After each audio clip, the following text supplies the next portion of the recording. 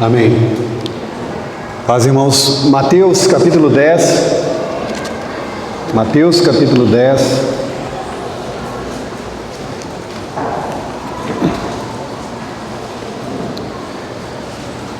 Versículo 16.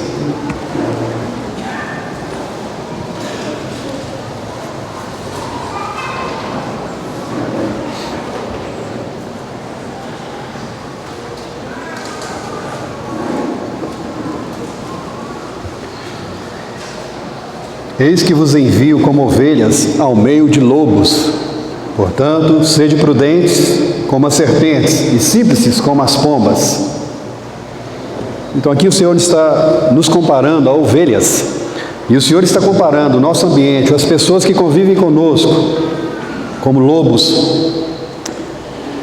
E o Senhor determina o nosso procedimento em prudência e em simplicidade, nos comparando a serpentes e pombas. Versículo 17: acautelai-vos, porém, dos homens, porque eles vos entregarão aos sinédrios e vos açoitarão nas suas sinagogas. Sereis conduzidos à presença dos governadores e dos reis, por causa de mim, para lhes servir de testemunho a eles e aos gentios.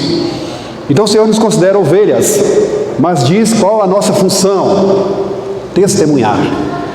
O Senhor quer que testemunhemos dele. O Senhor deu aquela ordem ao ir para o céu: ide por todo mundo, pregai o Evangelho. Quem vai pregar o Evangelho? Vocês, ovelhas do Senhor. Pregar o Evangelho a quem? A toda criatura, mesmo às criaturas mais poderosas, mesmo aos governadores, mesmo aos imperadores, aos reis, sim. Vocês serão conduzidos até mesmo à presença de poderosos, para servirem de testemunho. Nós, ovelhas do Senhor, somos testemunhos, somos para testemunhar acerca do Senhor. 19. Mas quando vos entregarem, não vos dê cuidado como ou que haveis de falar, porque naquela mesma hora vos será ministrado o que haveis de dizer. Porque não sois vós quem falará, mas o Espírito de vosso Pai é que fala em vós. Nós somos enviados como ovelha para o meio de lobos, mas nós não estamos sozinhos. O Espírito do Senhor está em nós. Mesmo diante de lobos ferozes, o Espírito de Deus está dentro de nós. Então o que eu vou falar? Quando eu estiver diante de uma pessoa tão importante, o que eu vou falar? Não tenha essa preocupação. Deixe que o Espírito de Deus vai falar através de você. Versículo 20: porque não sois vós quem falará, mas o Espírito de vosso Pai é que fala em vós. 21: e o irmão entregará à morte o irmão, e o pai o filho, e os filhos se levantarão contra os pais e os matarão. E odiados de todos sereis por causa do meu nome, mas aquele que perseverar até ao fim será salvo. Talvez alguém vai perguntar, vai dizer: Samuel, Mateus capítulo 10 não é aplicado a nós. Mateus capítulo 10 foi aplicado aos 12 apóstolos, foi aplicado àqueles missionários do Senhor. Mas irmãos, essa palavra aqui não se cumpriu na vida deles. Não se cumpriu isso na vida deles.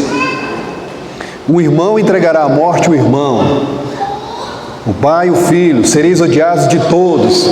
Essa é uma palavra para os discípulos do tempo do fim. Uma palavra para nós.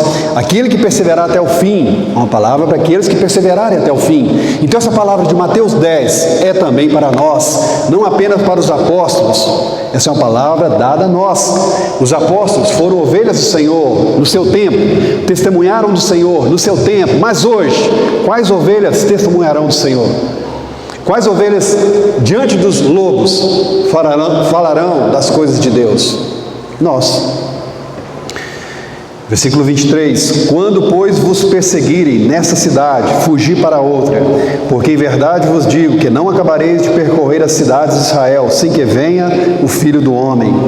24: não é o discípulo mais do que o mestre, nem é o servo mais do que o seu senhor. Irmãos, essa sorte, esse modo de ser tratado, não foi ou não é privilégio apenas seu. O próprio Jesus, nosso mestre, passou por isso.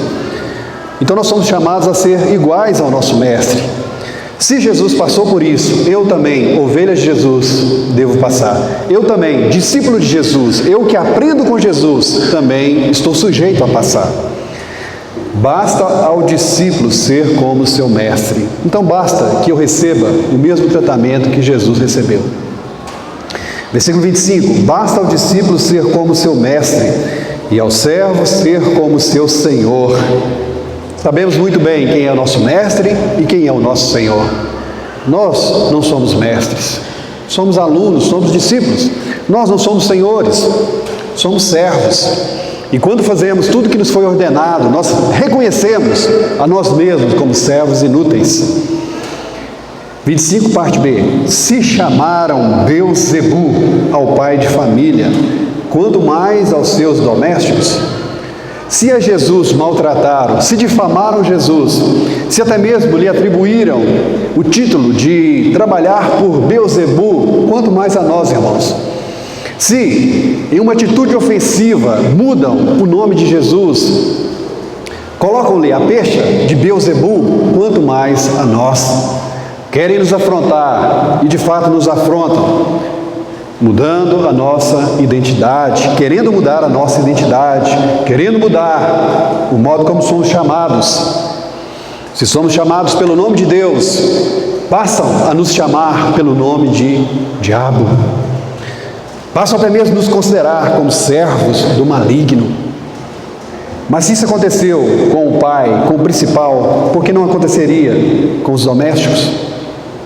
Versículo 26: portanto, não os temais, porque nada há encoberto que não haja de revelar-se, nem oculto que não haja de saber-se.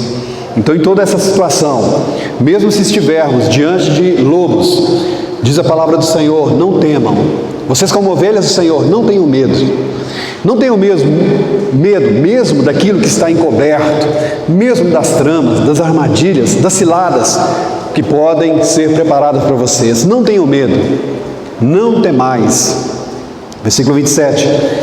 O que vos digo em trevas, dizei-o em luz, e o que escutais ao ouvido, pregai-o sobre os telhados. Então Jesus está dizendo, irmãos, aqueles segredos que Ele conta para você, não é para você guardar para você. Aquela boa mensagem que Ele te deu, o Evangelho que Ele revelou a você, não é para você guardar, é para você falar, para você divulgar. Pregai-o sobre os telhados. Anuncie, fale livremente. Versículo 28. E não temais os que matam o corpo. Pode ser que pelo seu falar você seja entregue à morte. Pode ser que você seja proibido pelas autoridades de anunciar o Evangelho. Vai até o Irã, vai até a Coreia do Norte. E já está começando aqui no Brasil a censura. Pode ser que isso te leve à morte, mas Jesus está dizendo, mesmo que te leve à morte, mesmo que matem o seu corpo, não tenha medo. 28. Não temais os que matam o corpo e não podem matar a alma. Então o problema está na alma.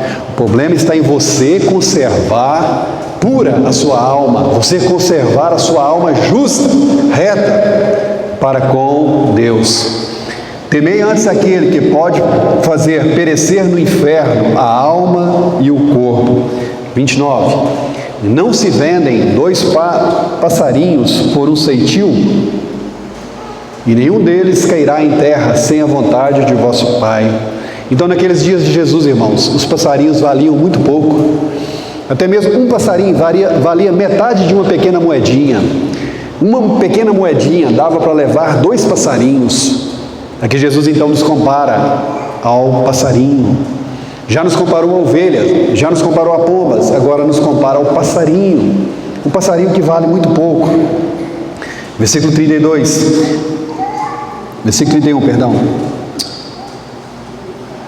29, perdão.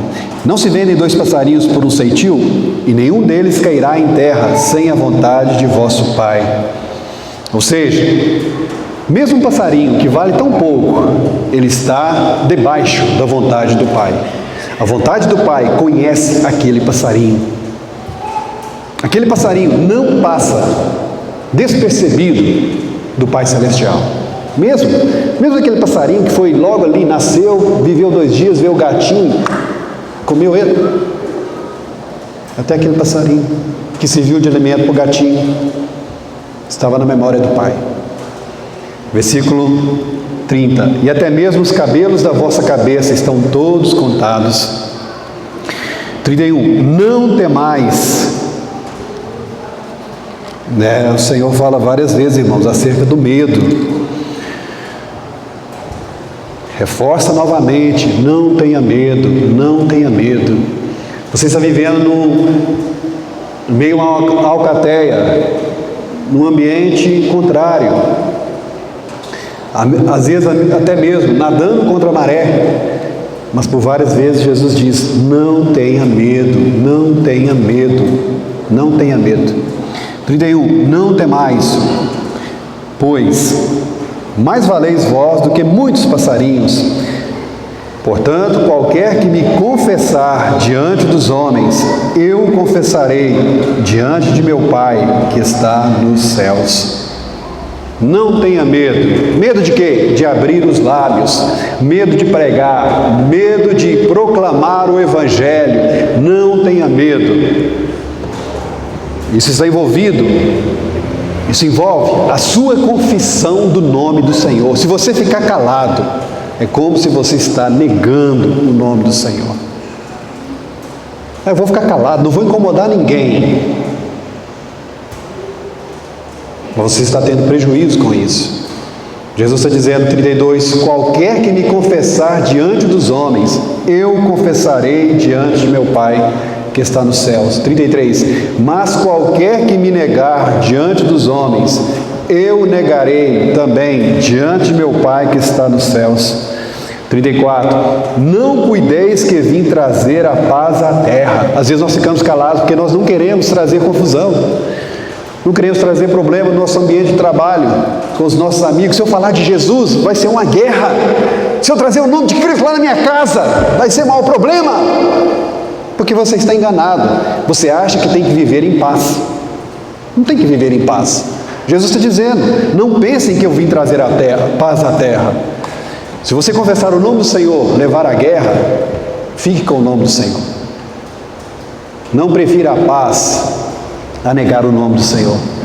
Não vim trazer paz, mas espada. 35, porque eu vim pôr em dissensão o homem contra seu pai, e a filha contra sua mãe, e a nora contra sua sogra. Infelizmente, muitos de nós preferimos a amizade do nosso pai, da nossa mãe, da nossa nora, da nossa sogra, a confessar o nome do Senhor. Mas Jesus está dizendo, eu vim trazer dissensão. Se você é por Cristo, você vai participar da dissensão do Senhor, você vai participar das guerras do Senhor. Eu vim trazer dissensão. 36, e assim os inimigos do homem serão seus familiares. Quem ama o pai ou a mãe mais do que a mim não é digno de mim, e quem ama o filho ou a filha mais do que a mim não é digno de mim. E quem não toma a sua cruz e não segue após mim, não é digno de mim. 35, 39. Quem achar a sua vida, perdê-la-á. E quem perder a sua vida, por amor de mim, achá-la-á. Então, com medo das pessoas, fechamos os lábios. Para evitar problemas, contendas, dissensões, não falamos de Cristo. Nós queremos salvar a nossa alma, mas isso resultará em perda da nossa alma. Perderá a sua alma. Você ficou calado, mas perdeu a sua alma. O que adiantou? 40. Quem vos recebe a mim, me recebe, e quem me recebe a mim, recebe aquele que me enviou. Quem recebe um profeta na qualidade de profeta, receberá galardão de profeta. E quem recebe um justo na qualidade de justo, receberá galardão de justo. E qualquer que tiver dado, só que seja um copo de água fria a um destes pequenos, em nome de discípulo, em verdade vos digo que de modo algum perderá o seu galardão. Talvez se você ficar calado, você não vai chegar a conhecer aquelas pessoas que serão do lado do Senhor. Se você ficar calado, você não vai reconhecer aqueles que honrarão os profetas do Senhor. Se você ficar calado, você não vai reconhecer aquele que vai oferecer para você um copo de água fria, pelo fato de você ser discípulo do Senhor. Há de se manifestar os dentes, os caninos dos lobos, vai manifestar, mas há de manifestar também aqueles que são pelo Senhor. Quando você pregar a palavra do Senhor, vai manifestar. Haverá perseguição? Sim, mas haverá também aceitação? Haverá aqueles que são pertencentes ao povo do Senhor. E o Senhor nos envia a anunciar a palavra para reunir esses também no corpo de Cristo. Mas nós estamos estudando, irmãos, Daniel. O que isso tem a ver com Daniel? Daniel, capítulo 1. Aqui, em Mateus, capítulo 10, nós temos a realidade. Mateus, capítulo 10, irmãos, o Senhor não está falando em parábolas, Ele está falando na realidade. Qual é o trabalho de cada crente? Aqui em Daniel, nós temos essas verdades ilustradas. Daniel, capítulo 1. Podemos chamar a Daniel e seus amigos de ovelhas do Senhor, de passarinhos do Senhor? Sim. Podemos dizer que Babilônia é um ambiente hostil àqueles servos do Senhor? Certamente. Podemos dizer que confessar o nome do Senhor em Babilônia pode resultar morte? Sim. Você manter-se fiel ao Deus de Israel, o Deus de Abraão, Isaac e Jacó, em Babilônia, pode te causar prejuízos? Certamente. Então nós vamos ver essas verdades exemplificadas, verdades de Mateus 10 exemplificadas em Daniel, capítulo 1. Nós paramos aí no versículo 2. Versículo 2: E o Senhor entregou nas suas mãos a Jeoaquim, rei de Judá, e uma parte dos utensílios da casa de Deus, e ele os levou para a terra de Siná, para a casa de seu Deus, e pôs os utensílios na casa do tesouro do seu Deus. Nós podemos comparar esses vasos do templo do Senhor, que foram levados para a Babilônia, aos servos do Senhor. Daniel vai se colocar como vaso útil nas mãos de Deus em Babilônia. Daniel, Misael, Ananias e Azarias, aqueles 4 jovens, vasos sagrados em terra de Deus estranho, em Babilônia. Versículo 3: E disse o rei a Aspenaz, chefe dos seus eunucos, que trouxesse alguns dos filhos de Israel e da linhagem real e dos nobres, jovens em quem não houvesse defeito algum, formosos de aparência e instruídos em toda sabedoria e sábios em ciência e entendidos no conhecimento, que tivessem habilidade para viver no palácio do rei, a fim de que fossem ensinados nas letras e na língua dos caldeus. E o rei lhes determinou a ração de cada dia, da porção do manjar do rei e do vinho que ele bebia, e que assim fossem criados por 3 anos, para que no fim deles pudessem estar diante do rei. Na soberania de Deus, Judá foi entregue à Babilônia. Na soberania de Deus, príncipes nobres de Judá foram levados para servirem em Babilônia. Irmãos, eles poderiam estar servindo alegremente o Senhor, na casa do Senhor, mas Israel pecou, e Deus então vai trazer o juízo. Eles poderiam estar servindo o Deus vivo e verdadeiro na terra de Israel, mas eles pecaram, se rebelaram contra Deus. Então Deus envia um castigo, e eles agora vão ter que servir a Deus na terra dos ídolos, em Babilônia. Jovens são levados, jovens da linhagem real, dos nobres, são levados para o cativeiro. Irmãos, isso já havia sido profetizado por Isaías. Certa vez, Ezequias recebeu um grande milagre do Senhor. Na sua alegria, Ezequias recebeu embaixadores de Babilônia. Ezequias, na sua inocência, abriu a sua casa, abriu o seu tesouro, mostrou aos babilônios tudo o que ele tinha. Veio Isaías e repreendeu Ezequias: olha, Babilônia virá e levará todos os seus bens. Babilônia virá e levará os seus jovens, os seus descendentes, para que sejam eunucos em Babilônia. 100 anos depois, essa palavra se cumpriu, está aqui se cumprindo. Aqueles jovens, irmãos, certamente vão agora trabalhar como eunucos em Babilônia. A profecia do Senhor se cumpriu literalmente. Os nobres, os da linhagem real, se tornarão servos, eunucos do rei da Babilônia. Versículo 3: e o rei disse a Aspenaz, chefes dos seus eunucos. Então nós temos aí uma hierarquia, nós temos aí uma burocracia. Um superior dá ordem, o inferior obedece. Se o inferior não obedecer, todo esse esquema cai por terra. Por que a tirania permanece? Porque há muitos burocratas que querem obedecer o rei. Se algum burocrata quebrasse essa linha, o que o rei poderia fazer?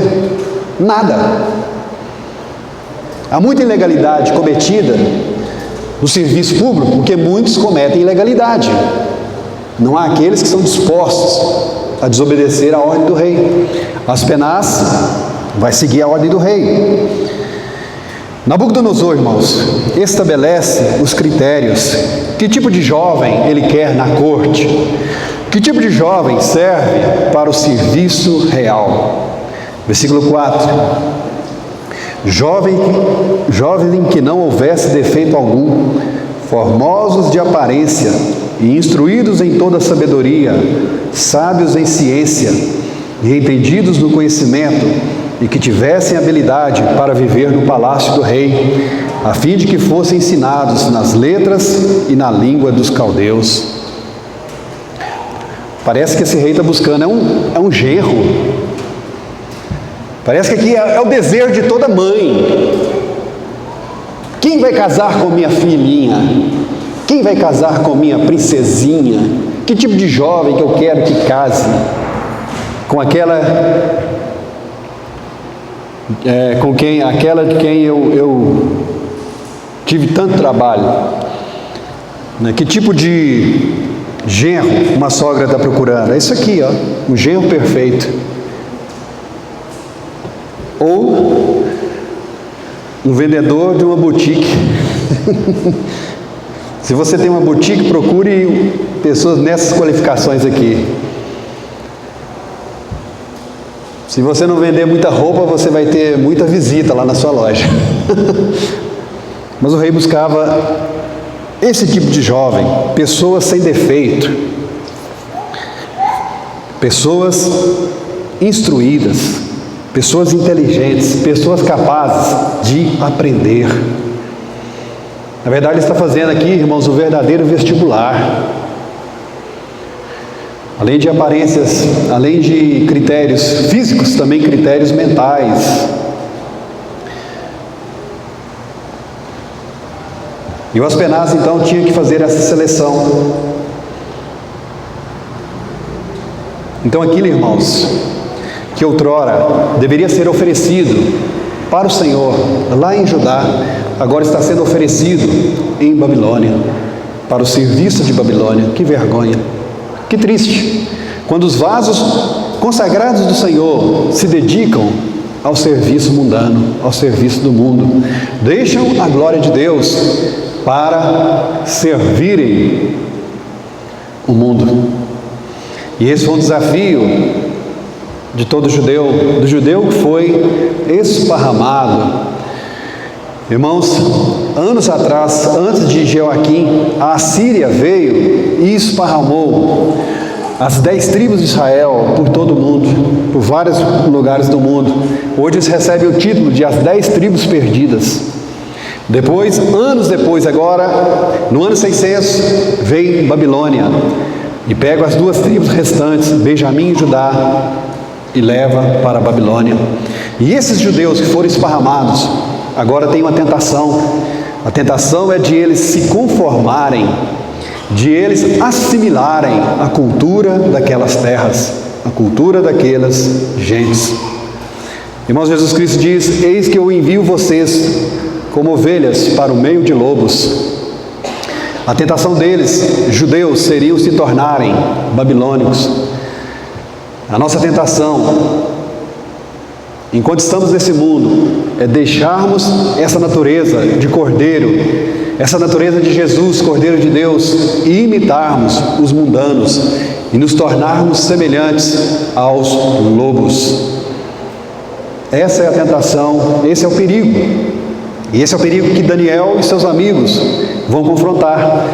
Eles eram judeus, tinham nomes de judeus, vestiam-se como judeus, comiam como judeus, mas agora Aspenaz, obedecendo ordem de Nabucodonosor, os quer tornar babilônios. Eles vão receber a cultura babilônica, eles vão receber certamente vestes babilônicas, e eles vão receber comida babilônica, e eles vão ser ensinados na ciência e na cultura babilônica. Vão receber nomes babilônicos para se esquecerem do testemunho de Deus. Esse é o perigo. Versículo 4: jovens em que não houvesse defeito algum, formosos de aparência, instruídos em toda sabedoria e sábios em ciência, entendidos no conhecimento, que tivessem habilidade para viver no palácio do rei, a fim de que fossem ensinados nas letras e na língua dos caldeus. Irmãos, a palavra de Deus nos dá orientação. Nós podemos aplicar isso aqui também à nossa vida, aos nossos negócios. Se você é patrão, se você é empresário, busque funcionários, busquem pessoas para servirem você com essas qualificações. Para que você vai buscar alguém que pode te dar prejuízo? Para que você vai buscar alguém que não aprende? Algum funcionário que, em vez de trazer paz, vai te trazer problema. Seja criterioso na sua seleção. Seja criterioso ao escolher aqueles que vão trabalhar com você. Porque também, irmãos, Jesus Cristo vai usar de critério. A Bíblia diz que nós compareceremos no tribunal de Cristo e o Senhor confiará o reino, o Senhor confiará governo aos seus servos. E aquele que foi fiel no pouco será colocado sobre o muito. Assim como Nabucodonosor, Jesus Cristo quer pessoas capazes para servirem no seu reino. Será que eu posso me habilitar a servir no reino de Cristo? Será que eu posso ser habilitado a, no milênio, receber alguma recompensa do Senhor? Sim, isso é para todos nós. Hoje eu não tenho sabedoria, mas você pode aprender. Você pode ter um coração ensinável e você pode tornar útil na corte real. Aqui, esses jovens vão passar por um processo de 3 anos. 3 anos eles vão fazer um curso. Assim, hoje nós, irmãos, estamos também sendo treinados. Nós, enquanto Jesus não vem, enquanto a morte não chega, estamos sendo treinados. Depois, quando Jesus chegar, assim como aconteceu com esses jovens, nós vamos comparecer diante do rei e prestaremos contas. Esses jovens compareceram diante de Nabucodonosor. Versículo 5: o rei lhes determinou a ração de cada dia, da porção do manjar do rei e do vinho que ele bebia, e que assim fossem criados por 3 anos, para que no fim deles pudesse estar diante do rei. Assim como aqueles jovens, nós também hoje estamos nos preparando para no fim estarmos diante do Rei Jesus. Eles aqui então foram disciplinados, entraram naquela universidade, naquele curso de 3 anos. Se eles conseguissem se formar, então compareceriam perante o rei. Versículo 6: e entre eles se achavam, dos filhos de Judá, Daniel, Ananias, Misael e Azarias. Irmãos, quantos jovens de Judá foram trazidos para esse curso? Quantos jovens participaram dessa disciplina? Quantos jovens de Judá? 1? Quando a Bíblia diz, entre eles se achavam 4. Então quantos eram? Pelo menos 5.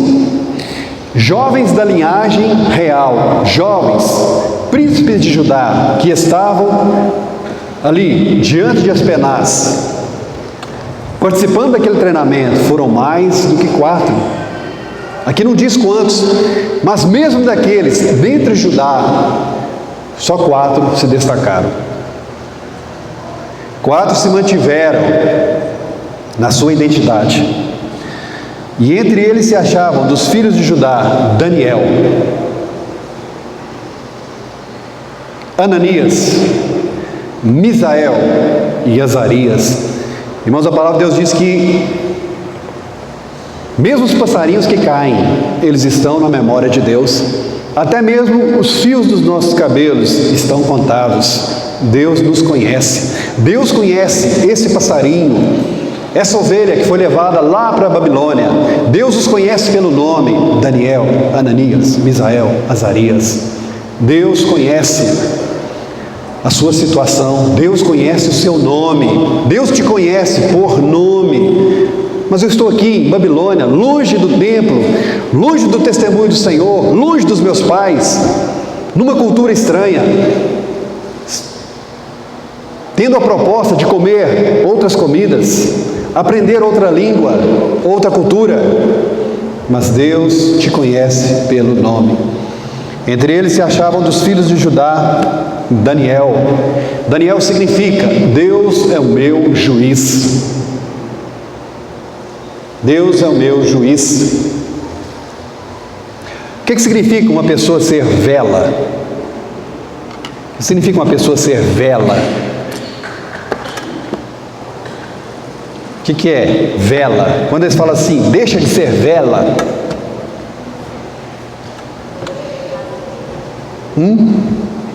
O vigia.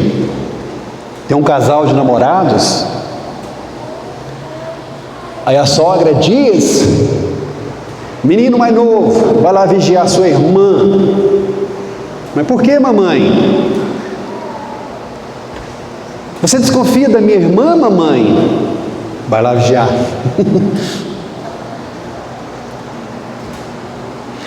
Você desconfia do seu genro? Às vezes até diz: não, do meu genro eu não desconfio, eu desconfio da minha filha. Então leva aquela pessoa para vigiar. Mas Daniel nos lembra: Deus é o meu juiz. Às vezes nós precisamos de vela, precisamos das pessoas estarem nos olhando, porque não temos essa consciência de que Deus é o meu juiz. Deus é o meu juiz. Não precisa ficar me vigiando. Não precisa botar senha no celular. Né, Timirinha? Deixa eu ver seu celular agora. Deus é o meu juiz. Então Daniel tem essa consciência. Lá em Babilônia, longe dos seus pais, lá naquela universidade, quem vai estar olhando por ele? Deus. Daniel tem a sua consciência firme no seu Deus. Eclesiastes diz, irmãos: lembra do teu Criador nos dias da tua mocidade.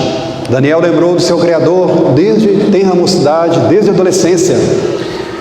Lembra do teu Criador. E no final do capítulo 12 do mesmo livro de Eclesiastes diz: de tudo o que se tem ouvido, o resumo é: teme a Deus, porque Ele vai trazer a juízo todas as coisas. Os seus dias na universidade serão lembrados por Deus? Não, serão não. É um parêntese que eu dei na minha vida. Antes da faculdade eu era uma pessoa, depois da faculdade eu vou ser outra pessoa. Eu vou voltar aquilo que os meus pais me ensinaram, eu vou voltar à doutrina do Senhor. Não faça isso. Daniel aqui entrou na faculdade, mas vai se manter fiel. Deus é meu juiz. O segundo judeu lembrado, Ananias. Ananias, Deus é gracioso. Nos faz lembrar da misericórdia de Deus.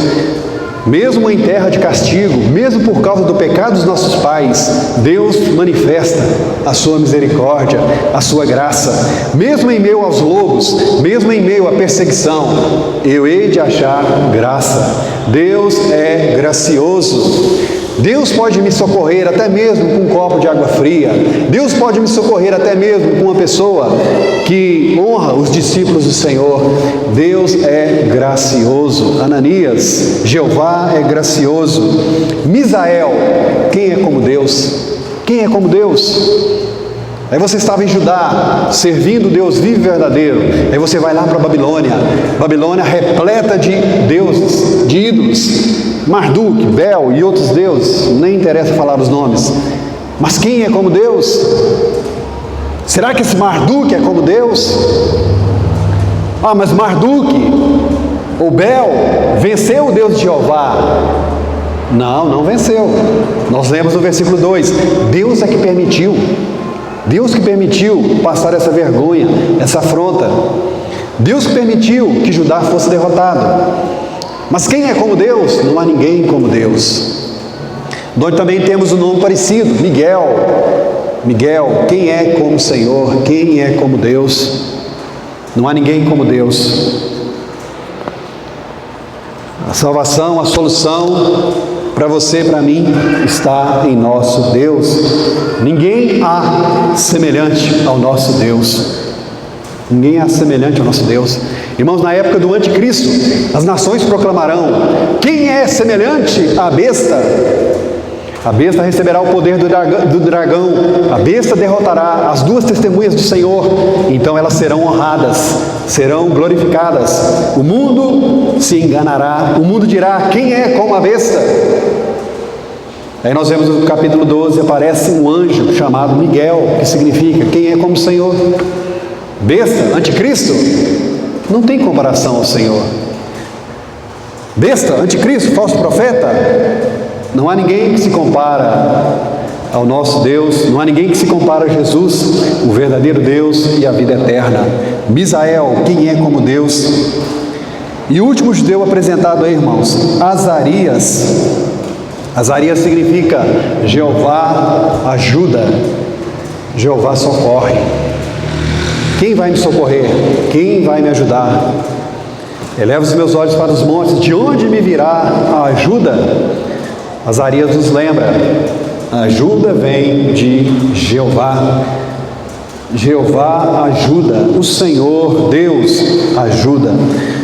Essa então era a identidade desses jovens. Esses eram os seus nomes, que os fazia lembrar dos seus pais, os fazia lembrar da lei de Moisés, os fazia lembrar do templo em Jerusalém, do culto a Deus, os fazia lembrar dos feitos maravilhosos contados por seus pais, os fazia lembrar do Deus vivo e verdadeiro. Versículo 7: e o chefe dos eunucos lhes pôs outros nomes. Então eis aí o plano satânico, o plano diabólico. Como é que Satanás quer perverter esses testemunhas do Senhor? Mudando-lhe primeiramente a identidade. Olha, você não é mais Daniel, você não é mais Ananias, você não é mais Misael nem Azarias. Você agora é Beltesazar, você é Sadraque. Misael, você é o Mesaque. E você, Azarias, Abed-nego. Mudou-lhes os nomes. Esse mundo quer que você esqueça da casa do seu pai, quer que você esqueça da sua identidade. Lembre-se, você é um judeu de coração, você é um filho da fé, você é filho de Abraão pela fé. E esse é o testemunho que você deve dar, e você deve manter a sua identidade no mundo. Versículo 7, o chefe dos eunucos. Esse é um desejo do rei, mas aí aparece um burocrata. Às vezes os burocratas são piores do que os próprios reis. Há funcionários públicos que são piores do que os chefes deles, infelizmente. O chefe dos eunucos lhes pôs outros nomes. Nós vimos lá em Mateus 10, se chamaram Beelzebu. Então há a possibilidade, irmãos, de também termos para eles outros nomes. Nós somos servos de Deus, servos da justiça. Às vezes podemos ser confundidos como servos do diabo, como enganadores, como trapaceiros. Jesus foi chamado, ou teve o seu ministério tido como sendo o ministério de Beelzebu. Assim também nós podemos ter os nossos nomes em ofensa. As pessoas podem colocar ofensa aos nossos nomes. Esses nomes, Beltesazar, Sadraque, Mesaque, Abednego, são nomes relacionados aos deuses da Babilônia. Uma afronta para Daniel e seus amigos, uma ofensa para Daniel e seus amigos. Esqueçam-se do Deus de Israel, está propondo o chefe dos eunucos. Agora vocês vão andar segundo os deuses desse mundo, segundo Babilônia. Versículo 8. E Daniel assentou no seu coração não se contaminar com a porção do manjar do rei, nem com o vinho que ele bebia. Portanto, pediu ao chefe dos eunucos que lhe concedesse não se contaminar. Mudaram o nome de Daniel. Daniel vai ser chamado por Beltesazar. As outras pessoas vão chamá-lo de Beltesazar. Agora querem mudar a dieta de Daniel, a alimentação de Daniel. Irmãos, qual o problema de comer da carne do rei? Qual o problema de beber do vinho do rei? O que isso envolve? Contaminação? Em que Daniel estaria se contaminando comendo da comida do rei? Em que Daniel estaria contaminando bebendo do vinho do rei? Mas o problema não está em si, no alimento. O problema pode ser que esses alimentos do rei, eu penso que sim, eram consagrados aos deuses da Babilônia. Lá no Novo Testamento, Paulo diz: irmãos, eu não quero que vocês fiquem associados aos demônios. Vocês não podem participar das festas idólatras, porque atrás do culto ao ídolo existe o culto ao demônio. E nós não podemos provocar ciúmes em nosso Deus. Nosso Deus é zeloso. Pelo fato daqueles alimentos serem oferecidos, nisso Daniel poderia estar se contaminando. Uma outra questão é que, de acordo com Levítico 11, Daniel, como verdadeiro judeu, não podia se alimentar de qualquer tipo de carne. Havia uma lista em Levítico capítulo 11 dos animais que os judeus podiam comer e dos animais que eles não podiam comer. Havia aqueles animais chamados animais impuros. Dentre esses animais impuros, nós temos o porco. Então Daniel, como o judeu naquela época, não poderia comer bacon. Você gosta de bacon? Ele não poderia. Ele não poderia comer outros tipos de alimento, algum tipo de peixe ele não poderia comer. Então, nesse sentido, ele seria contaminado. Mas ali em Babilônia, ele quer manter puro diante do seu Deus. Ele quer manter-se incontaminado em meio àquela geração. E outro caso também, Deus proibiu que os seus servos comessem do sangue. Pode ser que aqueles alimentos também fossem preparados com sangue. Deus nos proíbe comer sangue. Ainda hoje, de acordo com Atos, nós não podemos comer sangue. Não podemos comer sangue de galinha? Não podemos. Foi nos proibido. Depois você lê em Atos capítulo 15. E os judeus não podiam. Então, por esses três motivos, eu penso, Daniel então evita se contaminar. Daniel, diz aqui versículo 8, Daniel assentou no seu coração não se contaminar com a porção do manjar do rei. Irmãos, vocês acham que isso é uma situação fácil? Isso é uma situação pacífica? É fácil de resolver isso diante do funcionário do rei? Você chegar lá para o burocrata, olha, eu não quero obedecer à ordem do rei, me livre dessa ordem. Não era fácil, era uma questão espinhosa, era uma questão de espada. Como Jesus disse, olha, não pensem que eu vim trazer paz. Daniel está numa situação complicada. Para ele se manter puro, pode ser que ele tenha que entrar numa guerra, numa batalha.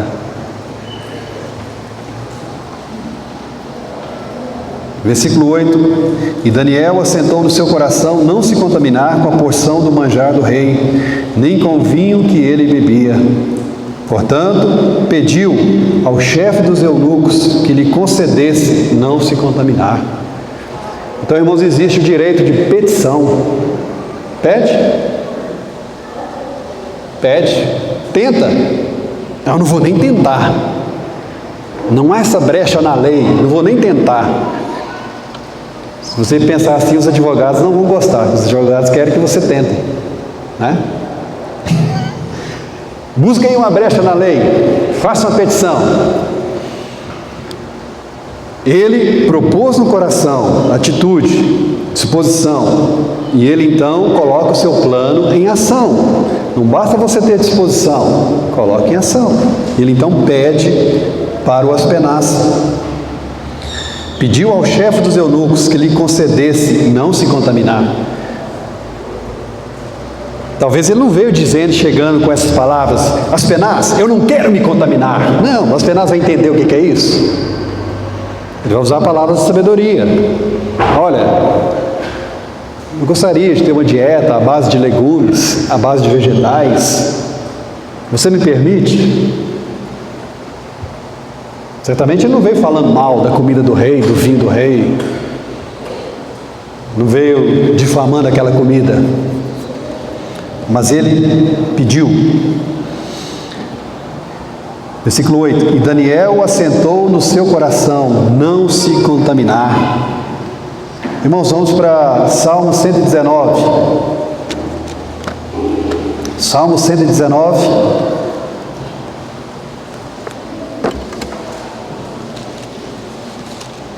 Versículo 8.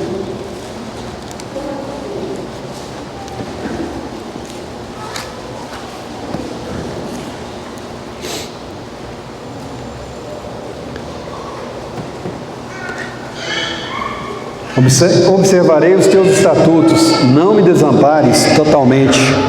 Então essa era a disposição de Daniel, observar os estatutos de Deus, do Deus de Israel. Versículo 9: Como, a minha versão diz, purificará o jovem o seu caminho, observando conforme a tua palavra.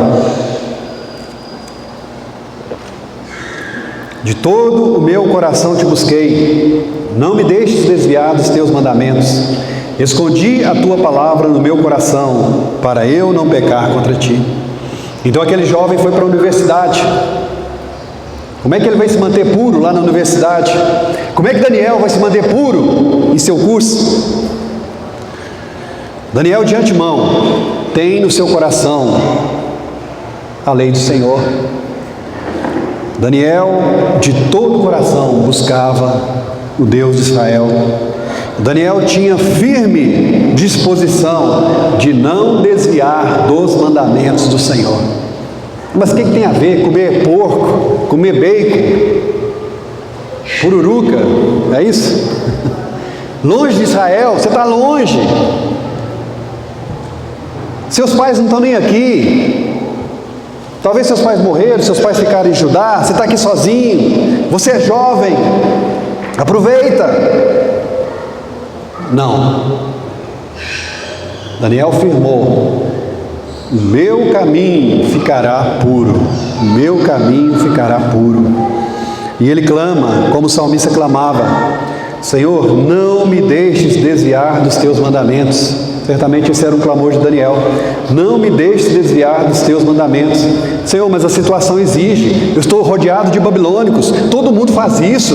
Todo mundo vai para o baile. Todo mundo fuma. Todo mundo puxa uma erva. Todo mundo faz isso. Todo mundo cola. Todo mundo relaciona sexualmente antes do casamento.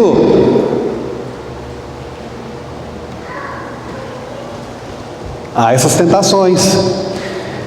A tentação de Daniel: Daniel, vire um babilônio. Daniel, já mudaram o seu nome, muda agora a sua dieta. Esqueça da casa dos seus pais, esqueça dos mandamentos do Senhor. Ninguém está vendo. Não, eu vou manter puro o meu caminho, observando a palavra do Senhor. Então nós lemos em Mateus, irmãos: basta o discípulo ser como seu mestre. Basta o discípulo ser como o seu professor, o seu mestre. Qual é o nosso padrão em meio a esse mundo? Se os nossos amigos vivem assim um assado, eles não são o nosso padrão. O nosso padrão é Jesus Cristo. Basta o discípulo ser como o seu mestre. Lá em Babilônia, Daniel quer ser como o seu mestre. O mestre de Daniel era o próprio Senhor, era a lei do Senhor. E ele então vai se manter incontaminado. Também, irmãos, Timóteo, por favor. Lá no 2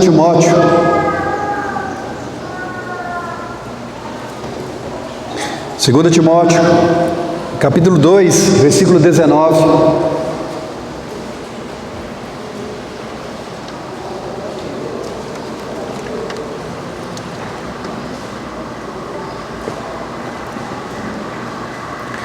Todavia o fundamento de Deus fica firme, tendo este selo: o Senhor conhece os que são seus, e qualquer que profere o nome de Cristo, aparte-se da iniquidade. O Senhor conhecia aqueles que eram seus lá em Babilônia? Conhecia. O Senhor te conhece aqui em Patos de Minas como sendo dele? Conhece. Então existe esse selo. Da parte de Deus: Deus me conhece. Agora, qual é a minha resposta? Pelo fato de que Deus me conhece, pelo fato de que meu nome é Daniel, como é que eu respondo? Qualquer que profere o nome de Cristo, aparte-se da iniquidade. Porque Deus me conhece, eu vou me apartar do pecado. Porque Deus sabe que meu nome é Daniel, eu vou me apartar do pecado, mesmo longe da casa dos meus pais, mesmo longe de Judá, lá em Babilônia, lá no mundão, vou me manter puro. Minha esposa não está vendo, vou me manter puro. Meus pais não estão comigo, vou me manter puro. Por quê? Porque o Senhor me conhece. Há esse selo de Deus em mim. O Senhor conhece os que são seus. Aqui em Babilônia, eu, Daniel, sou de Deus. Mas eles falam que você é Beltesazar. Não interessa, eles me chamam de Beltesazar, mas meu nome verdadeiro é Daniel. Deus é meu juiz. Versículo 20. Ora, numa grande casa não somente há vasos de ouro e de prata, mas também de pau e de barro, uns para honra, outros porém para desonra. Irmãos, nem todos os jovens de Judá foram para a honra. Podemos dizer que aqueles 4 mantiveram-se para a glória de Deus. Outros jovens que também eram de Judá não mantiveram-se incontaminados, assim como Daniel.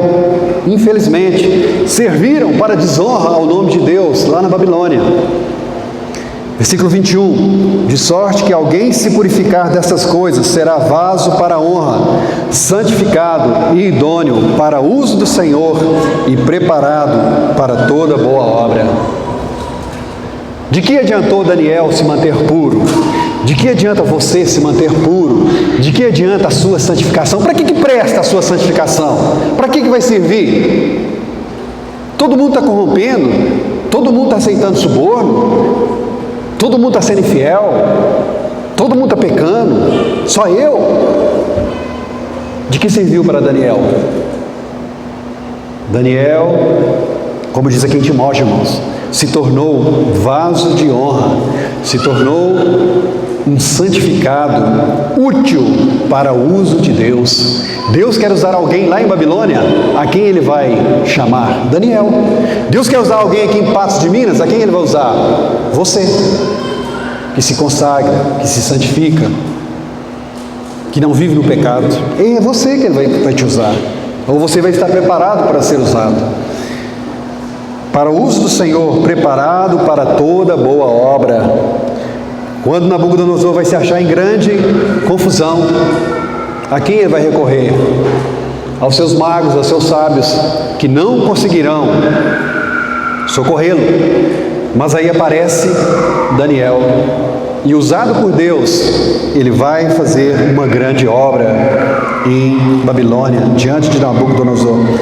Versículo 22: foge também dos desejos da mocidade, segue a justiça, a fé, o amor e a paz com os que, com um coração puro, invocam o Senhor. Lá na faculdade de Daniel, ele estava sozinho? Lá em Babilônia, quem eram os amigos de Daniel? Qualquer um era amigo de Daniel? Não, irmãos. Daniel tinha relacionamento com Ananias, com Misael, com Azarias, também jovens, que como ele se mantiveram puros. Foge também dos desejos da mocidade. Foge, Daniel, foge das contaminações. E ele fugiu. Segue a justiça, segue a fé, segue o amor, segue a paz com os que de coração puro invocam o Senhor. Então, em meio aos lobos, você, ovelha do Senhor, faça amizade com outras ovelhas do Senhor. Busque pessoas que também vão te santificar, que junto com você vão buscar a santificação, vão buscar se manter incontaminados nesse mundo. Mesmo lá na faculdade, pode existir essas 4 pessoas? Sim. Sim. É certo que existem. Mas se não existir, então fique sozinho, fique solitário. Mas existindo, busque essas pessoas, segue esses companheiros na justiça, na fé, no amor e na paz. Então, voltando para Daniel.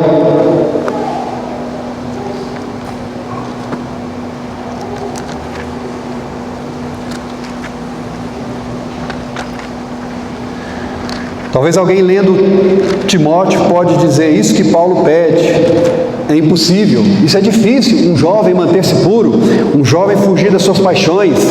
As paixões são mais fortes, os hormônios falam mais alto, é impossível. Não, Daniel vai servir de exemplo. Se o salmista diz: de que maneira poderá o jovem manter puro o seu caminho? Daniel é uma resposta. Daniel confirma essa palavra do Senhor.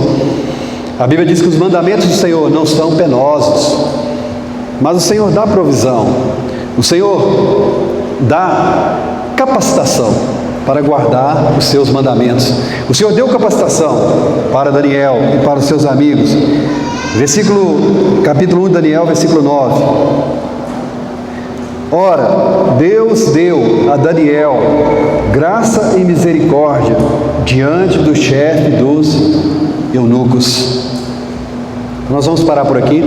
Deus deu a Daniel graça e misericórdia diante dos chefes dos eunucos. Irmãos, talvez você tenha algum negócio, algum assunto travado diante de algum servidor público. Talvez o servidor público não está julgando o seu caso, está te enrolando, né? O habite era para sair em 15 dias, puxa, mas já vão 15 meses. Às vezes, o que falta é isso. Deus tocar o coração daquele servidor. Deus tocou, irmãos, o coração daquele servidor a quem Daniel se dirigiu. Talvez você tenha uma causa e você pode orar a Deus: Deus, que eu ache graça diante desse servidor. Senhor, o Senhor é soberano, até mesmo sobre o coração dos servidores, dos funcionários públicos, dos juízes, dos governadores, dos deputados, do meu comandante, do meu general. Deus é dono de tudo. Deus controla tudo. E Deus pode te dar graça. Deus pode te dar resposta, solução para aquilo que você busca. Amém. Senhor, abençoe os irmãos, em nome de Jesus. Vamos orar. Senhor, agradecemos pela palavra do Senhor e nos encomendamos a Ti, Senhor. Certamente a palavra do Senhor serve como ânimo para nós, como esperança.